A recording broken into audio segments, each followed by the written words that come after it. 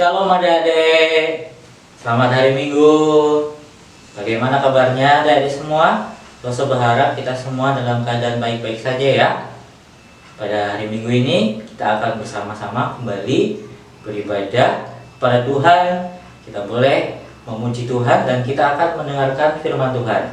Sebelum kita mulai, kita akan bersama-sama berdoa terlebih dahulu. Mari kita berdoa. Ya Tuhan, Allah Bapa yang kami kenal dalam nama Tuhan kami Yesus Kristus, kami bersyukur dan berterima kasih karena Tuhan sungguh sangat baik. Tuhan memberkati, Tuhan menyertai kami. Pada minggu ini kami kembali bersama teman-teman. Walaupun kami masing-masing berada di rumah, tapi kami bersyukur Tuhan masih memperbolehkan kami untuk beribadah kepada Engkau. Terima kasih Tuhan, berkati pujian kami, berkati kami untuk dapat mendengarkan firman Tuhan dengan baik. Di dalam nama Tuhan Yesus kami sudah berdoa. Amin. Nah adik-adik, khusus kelas besar, sekarang kita akan bersama-sama memuji Tuhan dengan melihat video ya. Kita akan menyanyikan lagu Dia Harus Semakin Bertambah, Ku Harus Semakin Berkurang. Nanti adik-adik sambil mengikuti ya pujiannya di rumah. Mari kita memuji Tuhan.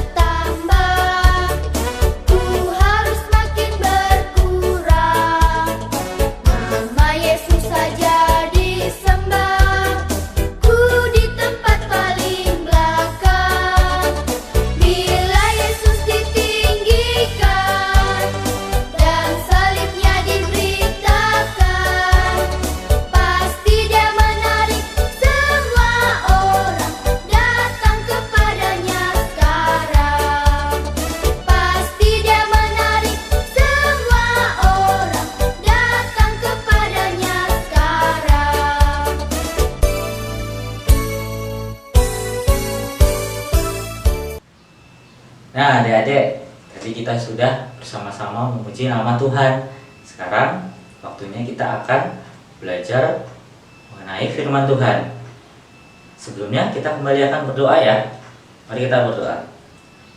Tuhan, kami bersyukur pada saat ini kami akan belajar tentang kebenaran firman Tuhan. Tuhan tolong berikan kami hikmat untuk dapat mengerti apa yang menjadi kehendak Tuhan dalam hidup kami. Dalam nama Tuhan Yesus, kami sudah berdoa. Amin. Nah, jadi hari ini kita akan melanjutkan pembelajaran firman Tuhan kita. Pada pembelajaran sebelumnya, kita sudah banyak belajar tentang bangsa Israel. Kita juga sudah banyak belajar tentang dua raja bangsa Israel. Siapa? Ya, Saul dan Daud. Pada hari ini kita akan belajar tentang Raja Israel yang ketiga. Dan ada yang tahu Pak namanya siapa? Salomo. Ya, Salomo adalah anak dari Raja Daud. Pada hari ini kita akan belajar tentang Allah memberikan hikmat kepada Raja Salomo. Pelajaran kita hari ini terambil dari 1 Raja-Raja pasal 1 sampai pasal yang ke-10. Nah adik-adik, tadi dalam doanya Losa ada berkata untuk meminta hikmat kepada Allah. Adik-adik tahu nggak apa itu hikmat? Nah, mari kita melihat di lembar Carita Huyuk halaman pertama. Nah, di situ ada gambar Raja Salomo. Dalam kisah ini dimulai dari Raja Daud yang sudah tua dan akhirnya Raja Daud meninggal. Lalu anaknya Salomo menggantikan Raja Daud untuk menjadi Raja Israel, memerintah bangsa Israel. Lalu pada suatu hari Allah menampakkan dirinya dalam mimpi kepada Salomo, dan Allah berkata kepada Salomo, "Mintalah apa yang hendak kuberikan kepadamu." Dalam 1 Raja-Raja 3 ayat 7-9, Salomo menjawab kepada Tuhan. Salomo meminta hati yang faham menimbang perkara untuk menghakimi umatmu Israel dan dapat membedakan mana yang baik dan mana yang jahat. Nah, dari itulah yang diminta oleh Salomo kepada Tuhan. Lalu Tuhan pun akhirnya memberikan apa yang menjadi permintaan dari Salomo.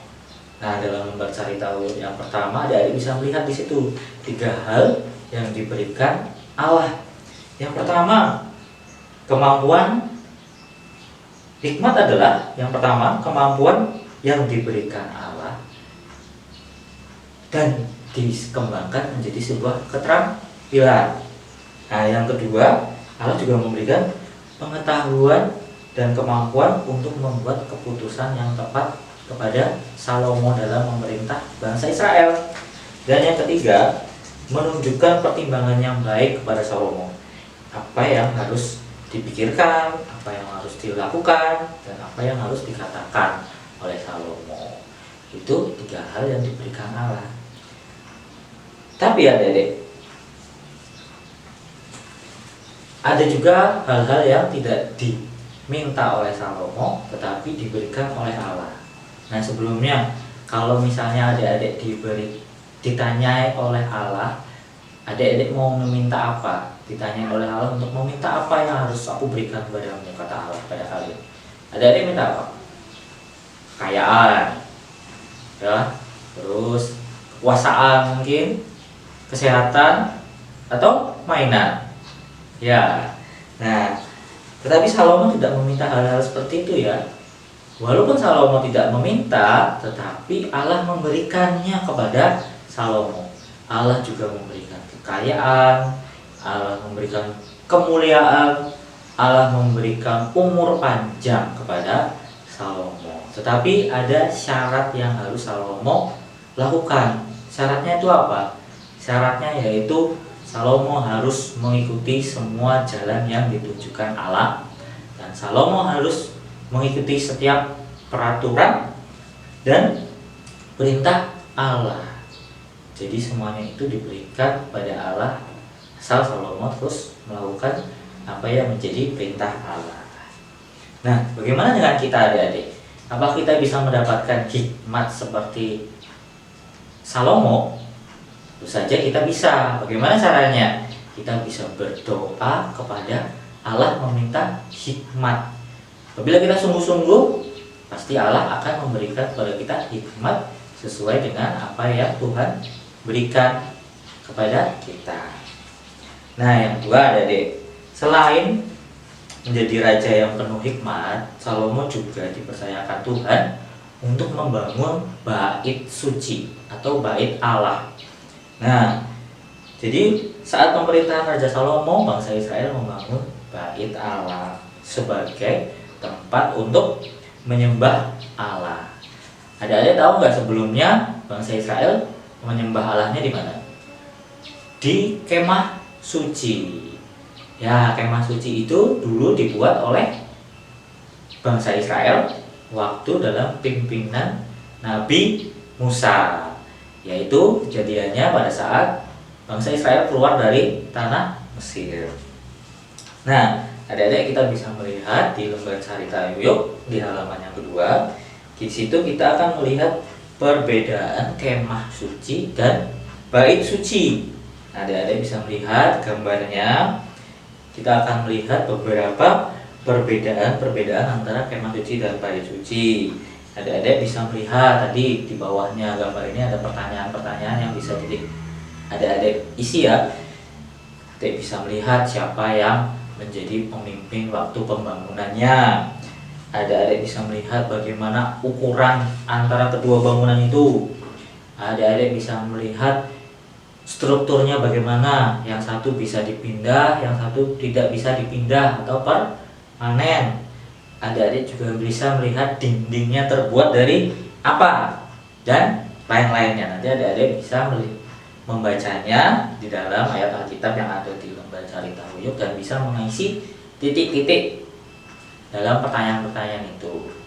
Nah, pembangunan bait Allah ini membutuhkan waktu selama 7 tahun. Lama juga ya adik-adik ya. Setelah selesai dibangun dan semua perabotannya sudah selesai, akhirnya bait suci ini dapat digunakan. Nah, setelah itu Salomo bersama tua-tua Israel dan bersama kepala-kepala suku Israel membawa tabut perjanjian Allah yang selama ini berada di kota Sion dibawa ke Yerusalem di mana bait suci itu dibangun. Selama perjalanan dari kota Sion ke Yerusalem, Salomo mempersembahkan persembahan sembelihan yang sangat banyak. Jadi dalam perjalanan membawa tabut perjanjian di jalan-jalan itu, Salomo sambil memberikan persembahan sembelihan berupa kambing domba, berupa lembu sapi yang sangat banyak sampai tidak terhitung jumlahnya. Nah, sesampainya di bait Allah, tabut perjanjian itu lalu diletakkan di dalam bait Allah. Terjadilah Allah datang dalam bait Allah dalam wujud awan yang sangat terang.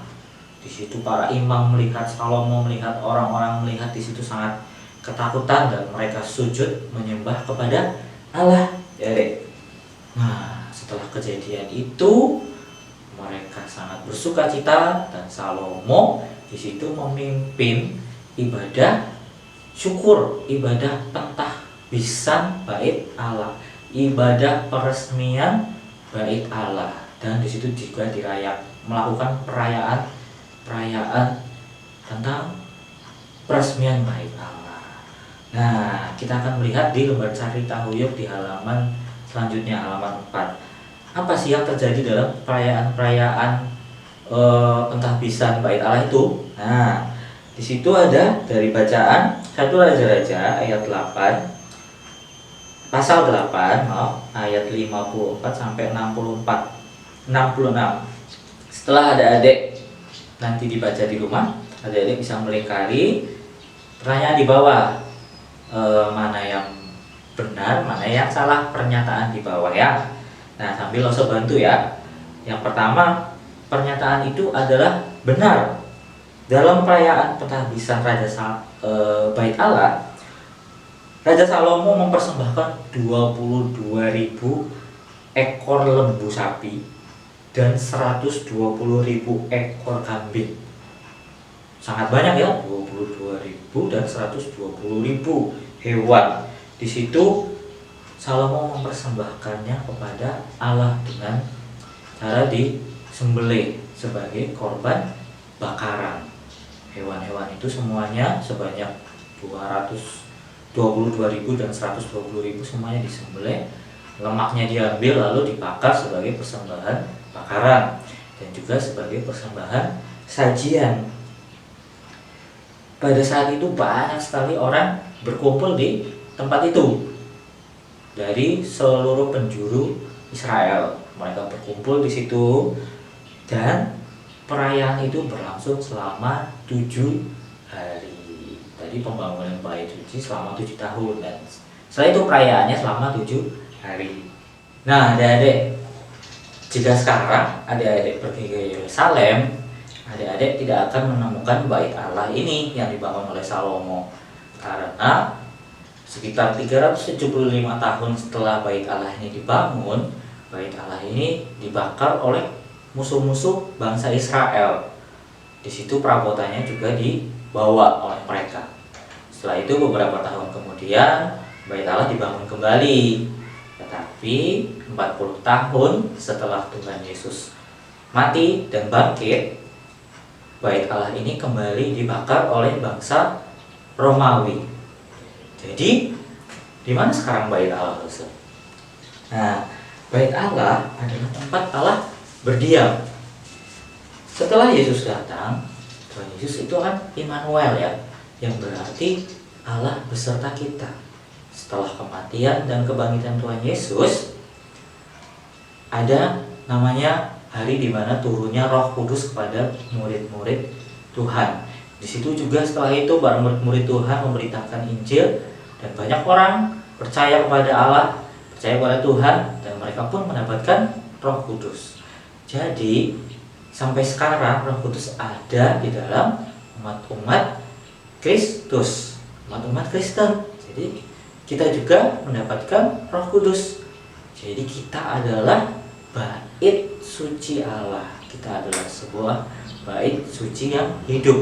Kita adalah bait Allah, atau bisa juga kita katakan kita adalah gereja.